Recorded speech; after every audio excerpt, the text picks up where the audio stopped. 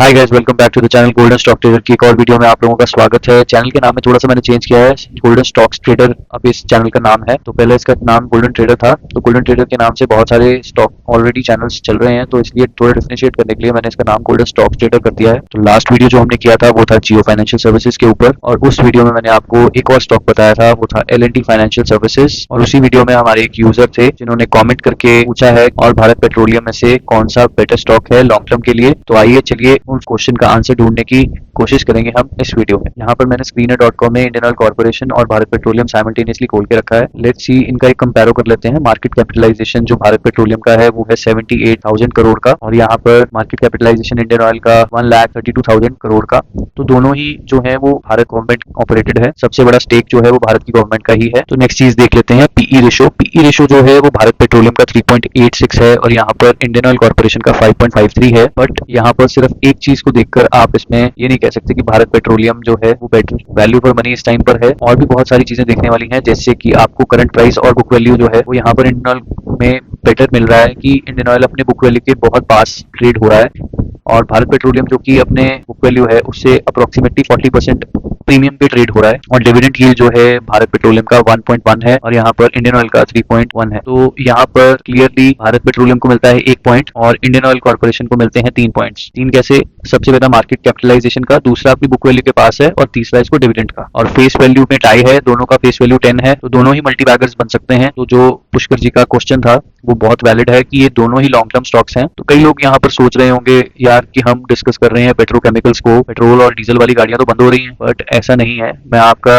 ये कंफ्यूजन भी दूर करने वाला हूँ। बट इस वीडियो के एंड में आपको मैं एक चीज बताऊंगा जिससे आपको पता लगेगा कि इंडियन ऑयल कॉर्पोरेशन जो है वो ट्रांसफॉर्म होने वाली है, बट लेकिन उसको मैं बचा के रखूंगा वीडियो के लास्ट तक। चलिए देख लेते हैं मार्केट कैपिटलाइजेशन के अकॉर्डिंग। तो देखिए रिलायंस मोटा भाई वो तो सबसे ऊपर रहेगा ही, पर आपको एक और इन्फॉर्मेशन मैं यहाँ पर दे देता हूँ। लार्जेस्ट प्रोड्यूसर जो है रिफाइनरीज में सबसे बड़ा जो कैपेसिटी है वो इंडियन ऑयल कॉर्पोरेशन का ही है। 80 मेट्रिक टन का पर ईयर का इनका कैपेसिटी है।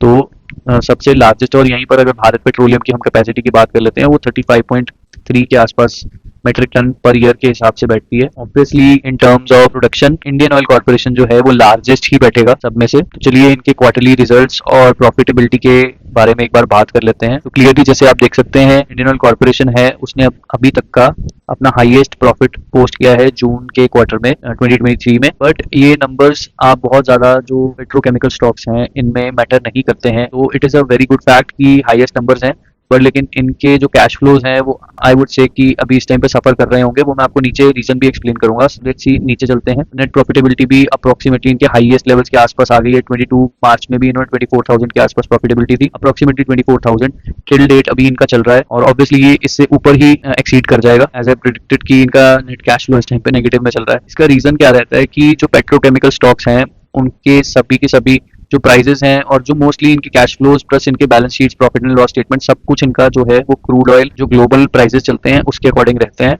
तो ठीक है, तो बहुत ज्यादा अगर इनमें अप्स एंड डाउन्स इनकी बैलेंस शीट्स में आते हैं तो उससे बहुत ज्यादा इन्वेस्टर को घबराने की जरूरत। तो हमें बेसिकली एनालाइज करना है कि क्या ये अपना बिजनेस मॉडल ट्रांसफॉर्म कर रहे हैं या नहीं कर रहे। तो इंफ्रास्ट्रक्चर तो इनके पास ऑलरेडी है, इनके पास ऑलरेडी बहुत सारे स्टेशन इंस्टॉल्ड हैं, फ्यूलिंग स्टेशन जो है वो बहुत सारे इनके पास इंस्टॉल्ड है। तो क्या ये अपने बिजनेस को ट्रांसफॉर्म कर रहे हैं, क्योंकि आगे आने वाला ट्रांसपोर्टेशन जो है वो ट्रांसफॉर्म होने वाला है। वीडियो का अगले पार्ट में इसी चीजों की बात करेंगे। पहले इनका एक बार शेयर होल्डिंग पैटर्न देख लेते हैं। तो क्लियरली प्रमोटर जो है वो प्रेसिडेंट ऑफ इंडिया दिख रहा है आपको यहाँ पर। तो गवर्नमेंट जो है उन्होंने ही ये सारा स्टेक 51.5% का होल्ड करके रखा है। एफआईआईज का जो कंट्रीब्यूशन है वो थोड़ा सा इंक्रीज किया है, 1% अप्रोक्सीमेटली 1% के आसपास, 1.5% के आसपास इन्होंने इंक्रीज किया है। और डीआईएस ने अपना जो वैल्यू है इन्वेस्टमेंट परसेंटेज है वो थोड़ा सा ड्रॉप किया है 13.3% से 11.55%। और पब्लिक शेयर होल्डिंग इसमें अच्छी खासी डिक्रीज हुई है 28% से 9%। जिसमें रिटेल ट्रेडर निकल जाते हैं, मैं उसे बहुत पॉजिटिव पॉइंट मानता हूं, क्योंकि जहां से रिटेल ट्रेडर निकलता है वो स्टॉक्स मल्टीबैगर बनते ही हैं। जनरल ट्रेंड यही है।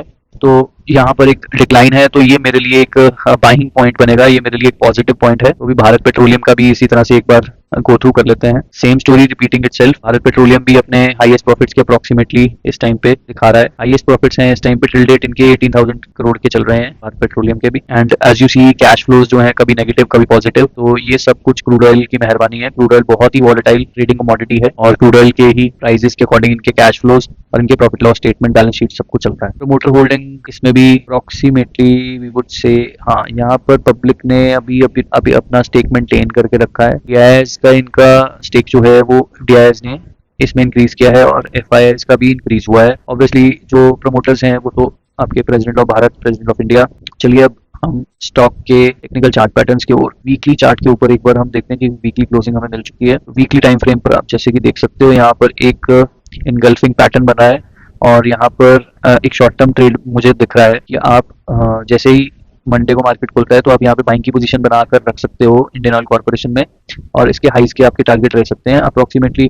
थोड़े कंजर्वेटिव टारगेट्स हैं 100 रुपीज तक के, आई गेस 100 एक राउंड लेवल है, ज्यादा लालच करने की जरूरत नहीं है। हो सकता है ओवर शूट करे 101 102 चले जाए, बट लेकिन इसमें सेलिंग प्रेशर आएगा क्योंकि यहाँ पर कोई ना कोई तो कॉल सेलिंग करके बैठा होगा, तो वो कॉल सेलर को लॉस नहीं लेना है, तो वो दोबारा से मार्केट में सेलिंग करवा सकता है। तो एक बहुत इंपॉर्टेंट साइकोलॉजी पॉइंट भी आपको मैंने समझाया यहाँ पर। अब बीपीसीएल को भी देख लेते हैं, इसी तरह से टेक्निकल एनालिसिस बीपीसीएल का भी कर लेते हैं।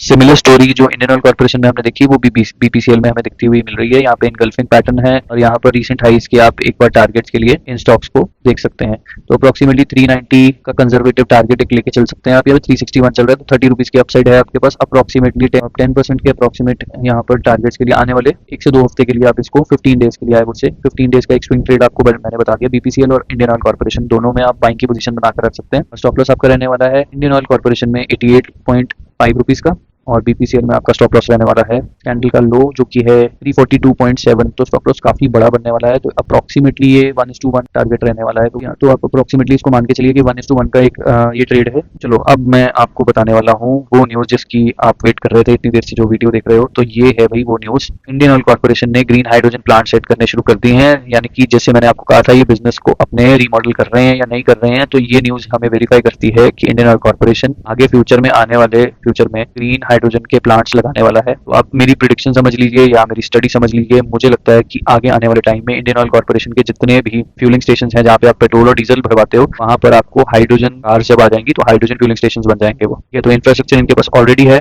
इन्हें सिर्फ अपने आप को रीमॉडल करना है ताकि ये हाइड्रोजन फिलिंग स्टेशन में कन्वर्ट हो सके। तो वो यहाँ पर first step Indian oil corporation ने यहाँ पर ले लिया है। फर्स्ट मूवर एडवांटेज जो है वो इंडियन ऑयल कॉर्पोरेशन को मिलने ही वाला है। जैसे कि आपने नितिन गडकरी जी को कई बार कहते हुए सुना होगा कि ईवीज के बाद जो है उनका मेन टारगेट है वो हाइड्रोजन फ्यूल सेल ही है। हाइड्रोजन फ्यूल सेल बैटरीज के ऊपर जो डेवलपमेंट्स धीरे धीरे चल रही हैं, आगे आने वाला टाइम जो है वो डेफिनेटली हाइड्रोजन कार्स का ही रहने वाला है। EVs I don't think so, ये मेरा पर्सनल ओपिनियन है, ईवीज जो है वो फ्यूचर को लीड नहीं करने वाली हैं क्योंकि EVs are not very practical. ठीक है, तो हाइड्रोजन फ्यूल सेल कार्स जो हैं वो बहुत ही प्रैक्टिकल कार्स रहने वाली हैं और एमिशंस जो हैं उनके जीरो रहने वाले हैं। आई वुड से कि आगे आने वाले टाइम में जिस तरह से इंडियन ऑयल कॉर्पोरेशन अपने आप को रीमॉडल कर रहा है, जैसे कि इनके जो चेयरपर्सन है उन्होंने भी यहाँ पर बोला है, Indian Oil is remodelling the business with an increase focus on petrochemicals to hedge volatility in fuelling business while at the same time turning petrol pumps into energy outlets offer EV charging points and battery swapping options. EV charging points भी बन रहे हैं और आगे आने वाले time में आपको हाइड्रोजन फ्यूलिंग स्टेशंस भी यहीं पे स्टेशंस को आप हाइड्रोजन फ्यूलिंग स्टेशंस में कन्वर्ट होते हुए देखो। ठीक है, तो गाइस तो आई वुड से पैसा लगा दो इंडियन ऑयल कॉर्पोरेशन में और भूल जाओ। तो इस वीडियो में गाइस इतना ही, तो मिलते हैं अगली वीडियो में। आप कमेंट करके बताइए मुझे आप और कौन से स्टॉक्स को कवर करवाना चाहते हैं, मैं उनके ऊपर एक डिटेल्ड एनालिसिस वीडियो इसी तरह का लेकर आऊंगा। चैनल को सब्सक्राइब कर दीजिए और वीडियो को लाइक कर दीजिए। Thank you.